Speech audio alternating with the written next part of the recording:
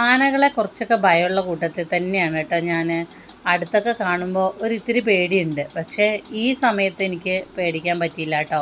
കാരണം ഇതെല്ലാം നമ്മൾ കെട്ടിയിട്ട ആനകളാണ്. നമ്മൾ ഗുരുവായൂരിലെ ആനക്കോട്ടിൽ പോയപ്പോൾ കണ്ടതാണ് കേട്ടോ. കണ്ടോ, ഓരോ ആനകളും വ്യത്യസ്തത, കുറച്ച് വലിയത് അല്ലെങ്കിൽ കുറച്ച് ചെറുത്, അല്ലെങ്കിൽ അതിൻ്റെ കൊമ്പുകൾ കൊണ്ടുള്ള വ്യത്യസ്തത, ചിലതിൻ്റെ ചെറിയ കൊമ്പുകളാണ്. അങ്ങനെ ഒത്തിരി ആനകളുണ്ടായിരുന്നു കേട്ടോ. കണ്ടോ, ഇതൊക്കെ പിടിയാനയാണെന്ന് തോന്നുന്നു, കൊമ്പൊന്നും ഉണ്ടായിരുന്നില്ല.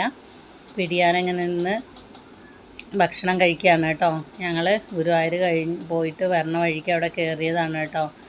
ഒന്ന് മാത്രം എനിക്ക് അവിടുത്തെ ഭയങ്കര ഇഷ്ടപ്പെട്ടത് എന്താണെന്ന് വെച്ചാൽ അവിടുത്തെ അറ്റ്മോസ്ഫിയർ. ആനകൾക്ക് ഇത്രയും ചൂടിലും അവിടെ മരങ്ങൾ കൊണ്ടൊക്കെ നന്നായി കൂളിംഗ് ആയിട്ട് നിൽക്കാൻ പറ്റുന്നുള്ളത് ഒരു സത്യമാണ് കേട്ടോ. കണ്ടോ, ഓരോ ആനേനെ ഇങ്ങനെ നല്ല കെട്ടിയിട്ടിട്ടുണ്ട്. പക്ഷേ കുറച്ച് രീതിയിലുള്ള സ്മെല്ലും കാര്യങ്ങളൊക്കെ ഉണ്ടായിരുന്നു കേട്ടോ. അത് ചെറുതായിട്ടൊരു അരോചകം ഉണ്ടാക്കിയായിരുന്നു. കാരണം ഇതിന് മുന്നേ നമ്മൾ പോയപ്പോഴൊക്കെ ആനക്കൊട്ടിലൊക്കെ കുറച്ചും കൂടെ നീറ്റ് ഉണ്ടായിരുന്നു എന്ന് എനിക്ക് തോന്നിയിട്ടുണ്ട്.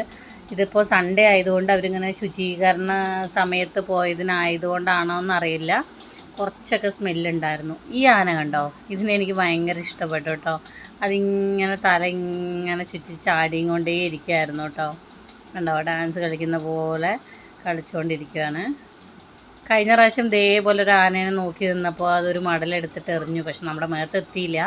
അപ്പോൾ ആനകളുടെ അടുത്തൊക്കെ പോകുമ്പോൾ നമ്മൾ കുട്ടികളെയും അല്ലെങ്കിൽ ഒക്കെ സൂക്ഷിച്ച് ശ്രദ്ധിക്കണം. കാരണം അവർ ചങ്ങലകൾ കൊണ്ടൊക്കെ ബന്ധിക്കപ്പെട്ടിട്ടുണ്ടെങ്കിലും ആന എന്ന് പറയുന്നത് ആർക്കും അടക്കാൻ പറ്റാത്തൊരു ജീവിയാണല്ലേ.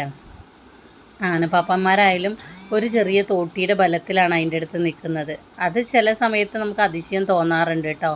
ഇത്രയും വലിയ ഒരു ജീവിയുടെ മുന്നിൽ അതിൻ്റെ കാലിനോളം മാത്രമുള്ള വലിപ്പമുള്ള മനുഷ്യൻ നിൽക്കുമ്പോൾ അത് ഒരു പരസ്പര എന്താ പറയുക, ഒരു വിശ്വാസത്തിൻ്റെയൊക്കെ പേരിൽ നിൽക്കുന്നതായിരിക്കും അല്ലേ. പക്ഷേ കുറേ ദുരനുഭവങ്ങളും ഉണ്ടാവാറുണ്ട് അല്ലേ. കണ്ടോ, ഈ ആന അങ്ങനെ അതിനെ കുളിപ്പിക്കാൻ ഇങ്ങനെ കടന്നു കൊടുത്തേക്കുവാണ് കേട്ടോ. ഇത് കണ്ടപ്പോഴാണ് അത്ഭുതം തോന്നിയത് അല്ലേ. പാപ്പാമാരുടെ ഓരോ വാക്കുകളനുസരിച്ച് അത് കിടക്കുകയും അതിനെ ഒരു പേടിയില്ലാതെ ഉരച്ച് കുളിപ്പിക്കുന്ന പാപ്പാമാരെ കണ്ടപ്പോൾ അവരെ കൊണ്ടൊക്കെ അങ്ങനെ പറ്റുള്ളൂ കേട്ടോ. എനിക്കൊക്കെ അതിൻ്റെ അടുത്ത് പോയി നിൽക്കാൻ പോലും പേടിയാണ്. പക്ഷെ ഇഷ്ടമാണ് ആന എന്ന് പറയുന്ന ആനച്ചന്തത്തോടത്, അല്ലെങ്കിൽ തലയെടുപ്പോടെ ഓരോ വീരന്മാർ നമ്മുടെ മുന്നിൽ കാണുമ്പോൾ ഒത്തിരി ഇഷ്ടമാണ്. അപ്പോൾ ഞങ്ങൾ കണ്ടിട്ട് കുറേ ആനകളുണ്ടായിരുന്നു. അവിടുത്തെ പ്രകൃതിയും അല്ലെങ്കിൽ അവിടുത്തെ നിഴലും ആനകളെയൊക്കെ നന്നായി ആസ്വദിച്ചു കേട്ടോ.